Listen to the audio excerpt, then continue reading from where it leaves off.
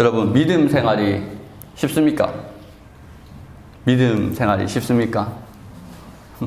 이렇게 물어보면 항상 대답은 반대로 대답을 해야지 보통 정답이죠. 그죠?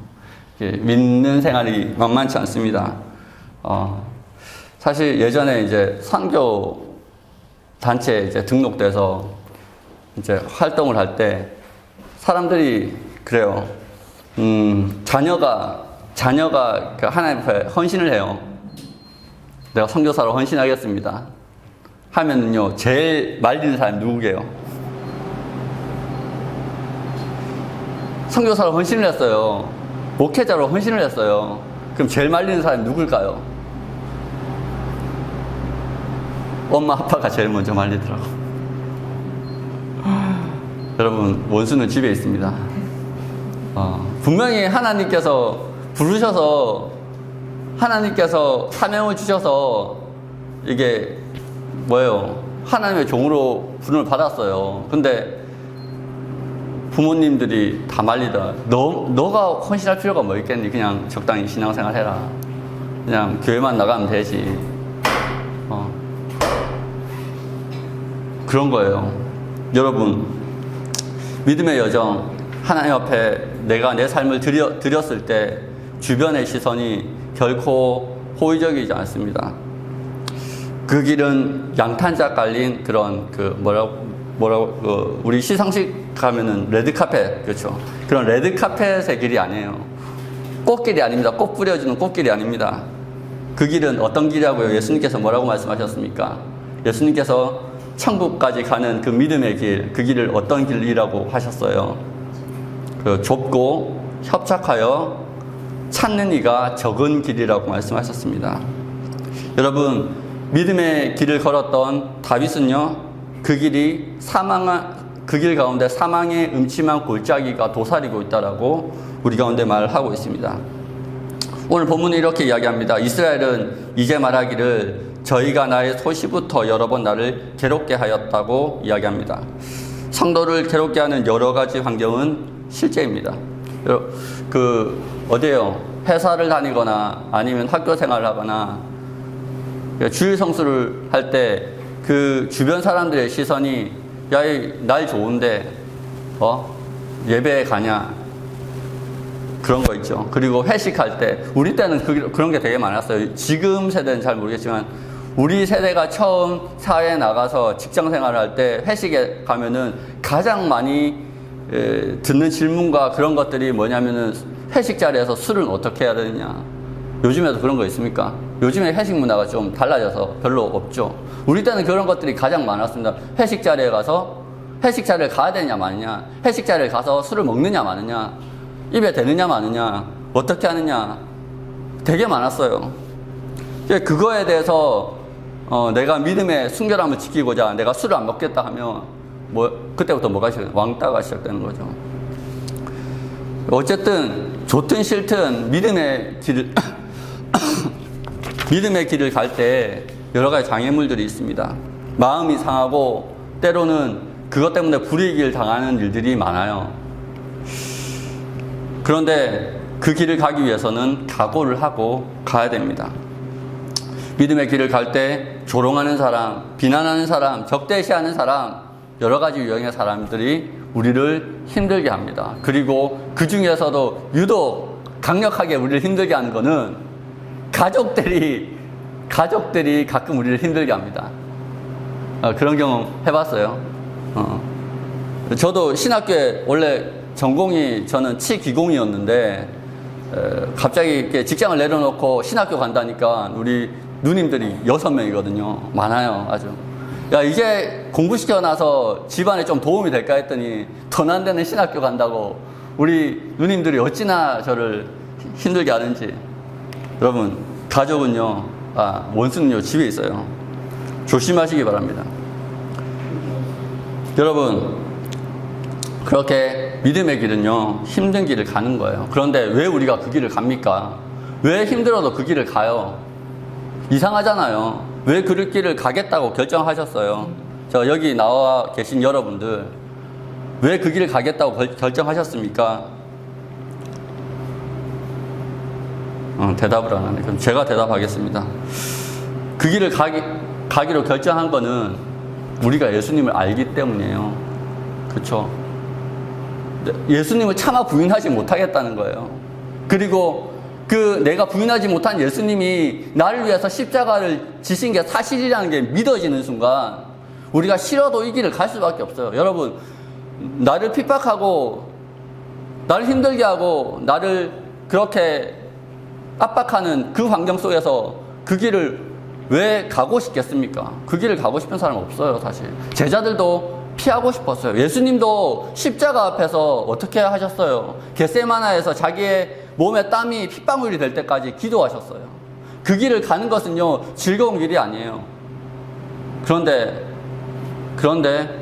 예수님이 나를 위해서 죽으시고 나를 위해서 부활하시고 지금도 나를 위해서 하나님 우편에서 중보하고 계시다는 그 사실을 내가 믿었기 때문에 우리는 그 길을 가지 않을 수 없습니다. 이스라엘 역사를 보면요, 끊임없이 외부의 강대한 세력들과 마찰이 있었어요. 하나님과 조금만 멀어지면 어떻게 돼요? 어떻게 됩니까? 그걸 귀신같이 알고 강대국들이 쳐들어와서 이스라엘 나라를 종으로 삼아버립니다. 그런 일들이 비일비재합니다. 거의 40년 주기로, 사사기 때 보면 40년 또는 80년 주기로 그 일이 한 400년가량 계속 반복돼요. 이스라엘의 대적은요, 정말로 쉬지 않고 이스라엘을 괴롭힙니다. 하지만 이스라엘 백성들이 깨닫고 돌이키고 기도하면 하나님께서 하나님의 사람들을 보내주셔서 이스라엘 백성들을 구원해 주셨습니다. 하나님의 대리인을 세우시고 그를 통해서 흔히 우리가 사사라고 그래요. 사사를 통해서, 사사기에서 보면 사사를 통해서 이스라엘을 구원하셨어요. 하나님이 보호하시고 소유하시는 하나님의 장자임을 역사 가운데 나타내 보여주셨습니다. 여호와께서 그렇게 이스라엘 백성들을 지키셨습니다. 오늘 성경은 이렇게 이야기합니다. 밭 가는 자들이 내 등을 갈아 그 고랑을 길게 지었도다. 여호와께서는 의로우사 악인들의 줄을 끊으셨도다. 여러분, 밭 가는 자들이 쟁기를 가지고 내 등에 무엇을 길게 지었다고요? 고랑. 그러니까 내 등에 쟁기질을 했다는 거예요.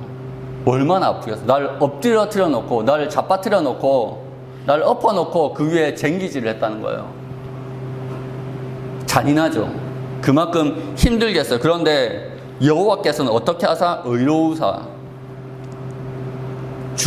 쟁기줄을 끊어버리셨다는 거예요. 무슨 뜻입니까? 열심히 가는데, 열심히 앞을 향해서 쟁기질을 하는데 그 줄을 딱 끊어버리니까 그 쟁기질이 어떻게 되겠어요? 쟁기가 끌리지 않겠죠, 그죠?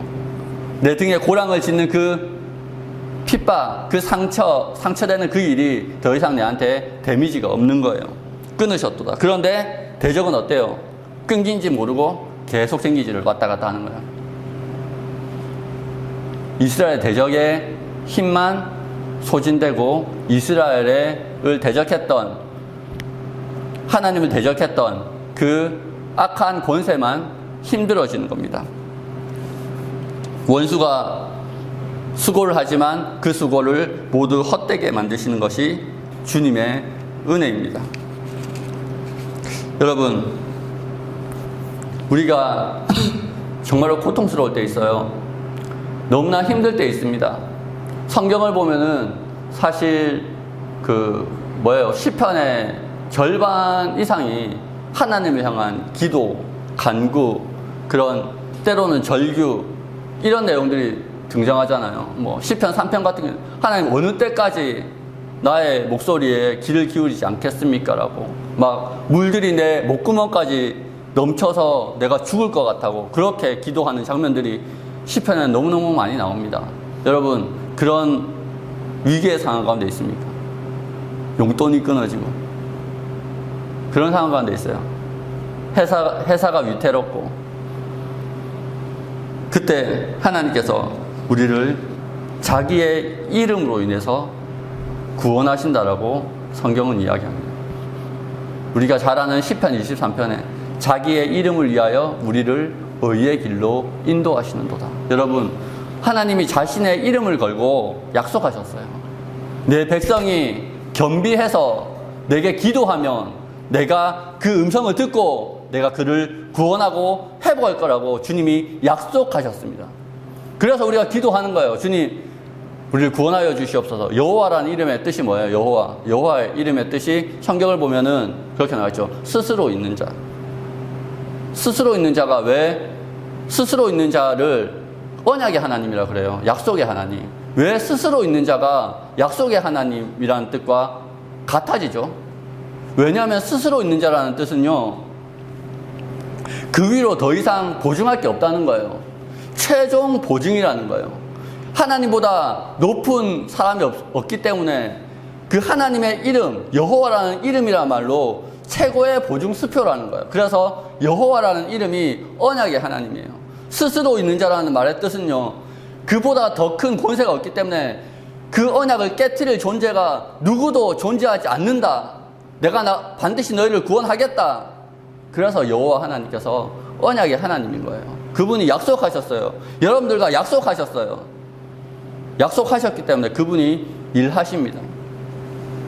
그런데 그러면 처음부터 우리 구원하시면 되지. 왜 우리가 힘들 때 부르짖으면 그렇게 구원하시냐 의문을 들 수도 있습니다. 그런데 가만히 우리 자신을 생각해 보세요. 우리가 편하면요 기도 안 해요. 알잖아요. 우리를 알잖아요. 이스라엘 백성들이 왜 광야를 지나요? 그곳에서 하나님과 동행하는 법을 배우는 거예요. 그 찬양 중에 광야를 지나며라는 찬양이 참 좋더라고요. 정말 그 찬양 안에 내용이 다 담겨 있어요. 누구도 하나님으로부터 눈을 떼면 살아남을 수 없는 그 땅, 아무것도 기댈 수 없는 그 땅, 그 땅에서 하나님과 동행하는 법을 익히는 거예요. 그렇게 우리가 광야와 같은 곳에서 그분께 기도하는 법을 배우고, 그분을 따르는 법을 배우고, 그분을 예배하는 법을 배우고, 그렇게 해서 우리가 주님과 딱 하나 될 때 하나님 우리를 통해서 어떻게 해요? 어떻게 합니까? 우리를 통해서 복의 통로로 삼아주십니다. 여러분, 오늘 이렇게 이야기합니다. 무릇 시온을 미워하는 자는 수치를 당하여 물러갈지어다. 뭐라고요? 다시 한번 읽어보겠습니다. 무릇 시온을 미워하는 자는 수치를 당하여 물러갈지어다. 시온이 어디입니까? 다윗이 성으로 삼은 곳. 그곳에 다윗의 성도 있었고 하나님의 성전이 지어질 그 장소도 있었어요. 그곳에 성막이 있었습니다. 그곳을 미워하는 자는 수치를 당합니다. 이스라엘을 미워하는 자는 수치를 당합니다. 믿음의 조상이 누굽니까? 믿음의 조상이 누구죠?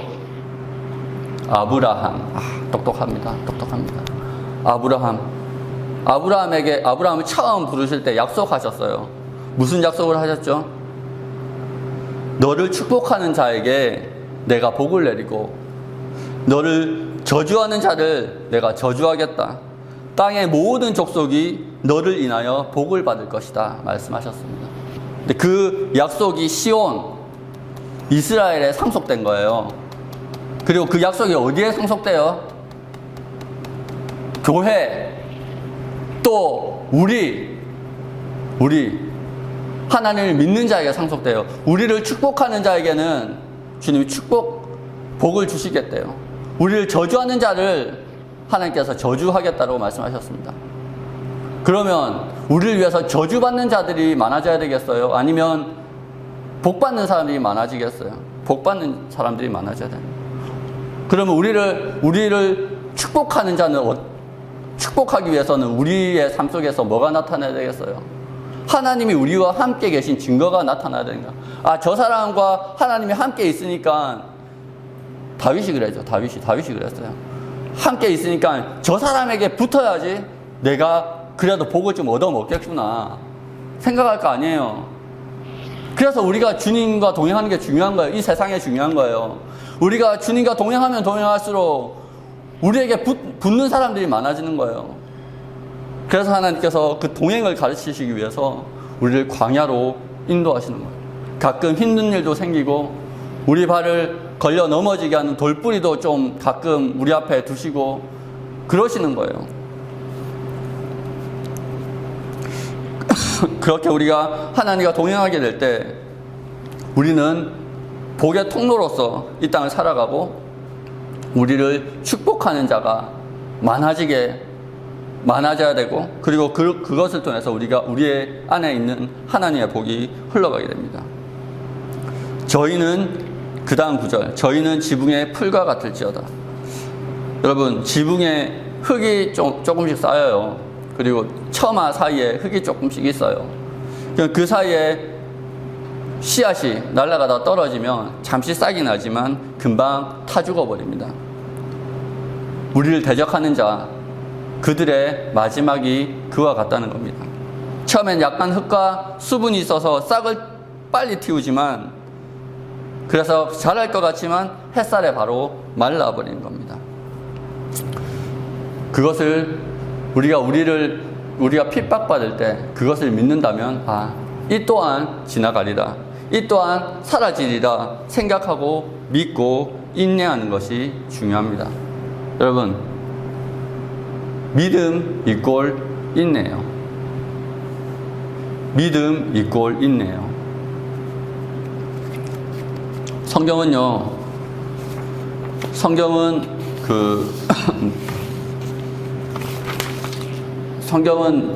믿는 사람들을 알곡이나 30배, 60배, 100배의 열매를 맺는 알곡에 비유합니다. 그죠? 생명이 여기 있다는 거죠. 그런데 보세요. 만약에 계속 기침이 나와서 만약에 시련이 오고 환란이 온다고 그 자리를 피해버리면 어떻게 되겠어요? 그 자리를 떠나버리면 어떻게 되겠어요? 자기가 땅을 붙인 그 믿음의 자리에서 떠나버리면 어떻게 되겠어요? 뿌리가 뽑히는 거예요. 생명의 근원에서 떠나는 거예요. 악인은 성경에서 바람에 나는 겨와 같다라고 그러죠. 그리고 악인은요, 마지막 환란 때 불의 시험이 있으면 다 타버린다고 그래요. 무슨 뜻입니까? 무슨 뜻이에요? 바람에 나는 겨, 그리고 지푸라기, 그 모든 것들은요, 땅에 뿌리 내리지 못한 거예요. 땅에 뿌리 내리지 못하기 때문에 바람이 불면 날아가요. 근데 세상의 관점에서 보면 그게 지혜로워 보여요. 왜? 그 환란을 피해가는 것 같으니까. 그 하늘에서 내려쬐는 그 떼약볕을 피하는 것 같으니까 지혜로운 것 같아 보여요. 꽤 있는 것처럼 보여요. 그런데요, 열매를 맺을 수가 없어요. 그 자리를 지키지 않는 자는요, 열매를 맺을 수가 없어요. 그래서 믿음은요, 인내입니다. 그 자리를 지키는 것, 그 자리를 떠나지 않는 것, 믿음의 자리를 떠나지 않는 것. 떼약볕이, 한여름에 떼약볕이 내리쬐고 태풍이 불어와서 비바람이 몰아쳐도 그 자리에 있는 것이 세상 눈에 보기에는 미련해 보여요. 그런데요, 시간이 지나서 때가 되면 반드시 30배, 60배, 100배 열매를 얻게 됩니다. 그래서 믿음은 인내예요. 세상의 눈에 보기에 미련해 보이지만요, 하나님의 눈에 보기에 지혜로워 보이는 자가 되기를 축복합니다. 세상 사람들이 여러분들 보고요, 지혜롭다고 하면 욕으로 생각하시기 바랍니다. 와, 진짜 똑똑하다. 하나님 듣기에 욕일 수도 있습니다. 그리고 세상 사람들이 여러분들 보고, 와, 넌 너무 우직하고 미련한 거 아이가? 이야기하면 칭찬으로 들으시길 축복합니다. 말씀 마무리하고자 합니다. 여러분, 믿음의 사람들은요, 어려운 길을 가는 사람들은요, 세상에서 살아갈 때 많은 연단이 있습니다. 그걸 부인하지 않습니다. 성경은 그것을 부인하지 않습니다. 그것을 오히려 준비하라고 그럽니다.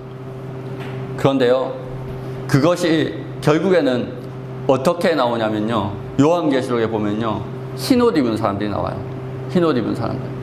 요한이 장로한테 질문을 합니다. 이 사람들 어디서 나오는 사람들이에요? 물어보니까 그 어린 양의 피에 환난 가운데서 나오는 자들인데, 어린 양의 피에 그 옷을 씻어 그 옷을 희게 한 사람들이라고 이야기합니다.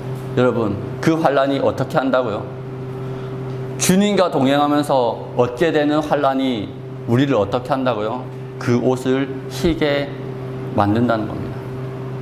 믿음의 열매를, 그리스도를 닮은 모습으로 그렇게 우리를 변화시켜 나간다는 겁니다.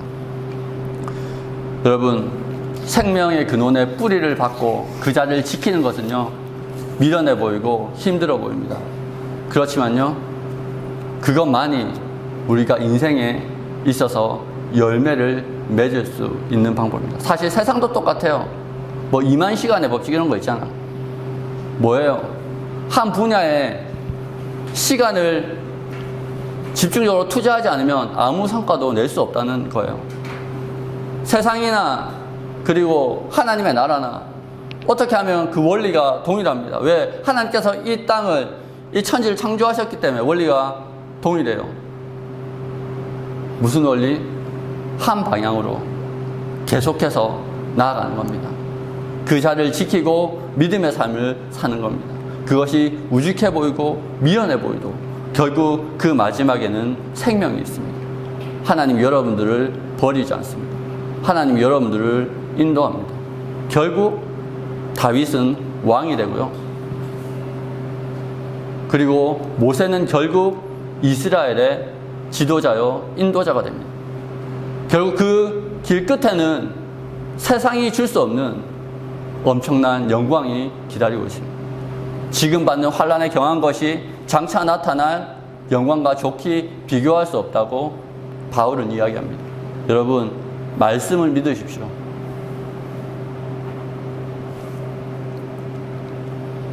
말씀만이요, 재판이 나오지 않아요. 개정 증거판이 나오지 않습니다. 왜? 더할 것도 뺄 것도 없는 완전하기 때문입니다. 여러분, 말씀을 믿고 말씀에 순종하는 저와 여러분들 되었으면 좋겠습니다. 기도하겠습니다.